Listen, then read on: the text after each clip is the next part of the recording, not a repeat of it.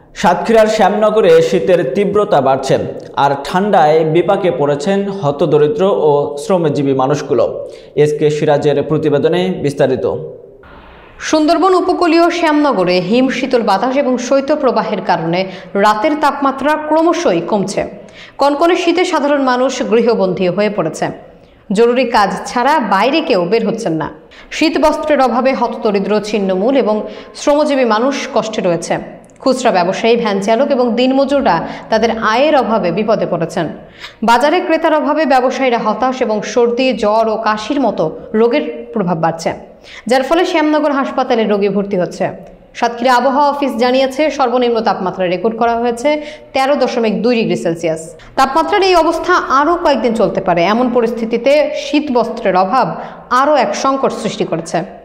ঠান্ডা তা বলার মতন না, মানে কাজ কাম কিছু করা যাচ্ছে না। এই শীতে ডাব বিক্রি নেই, কী হবে বলতে পারবো না। এখন সারাদিন তো মানুষজন বাইরে নেই, এখন আমাদের খুব কষ্টের মধ্যে আছি। এই অবস্থা চলছে আমাদের। এখন আমার খুব দুর্যোগ অবস্থায় পড়ে আছি।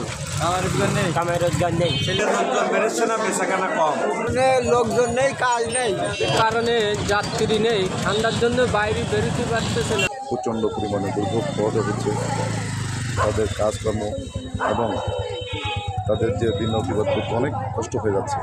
এই মতো অবস্থায় ক্ষুদ্র ব্যবসায়ী যারা ব্যবসা করে তারাও ঘর থেকে বেরোতে পারছে না, তথা যারা দিন মজুর আছে তাদের কাজে বেরোতে হচ্ছে, বাইরে বেরোতে পারছে না। বেশ কয়েকদিন ধরে প্রচণ্ড শীত পড়ছে।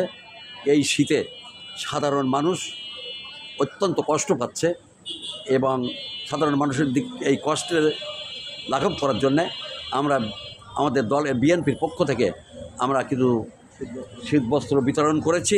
প্রচণ্ড শীতের কারণে মানুষ বাইরে বের হতে পারছে না। বিশেষ করে যারা দিনমজুর তারা কিন্তু গৃহবন্দী হয়ে পড়েছে। তাদের কাজ কামের সমস্যা হচ্ছে। গত দুদিন ধরে শ্যামনগর উপজেলায় এই সুন্দরবন উপকূলীয় এলাকায় ব্যাপক শীতের প্রভাব, শীতে কাঁপছে এই এলাকা।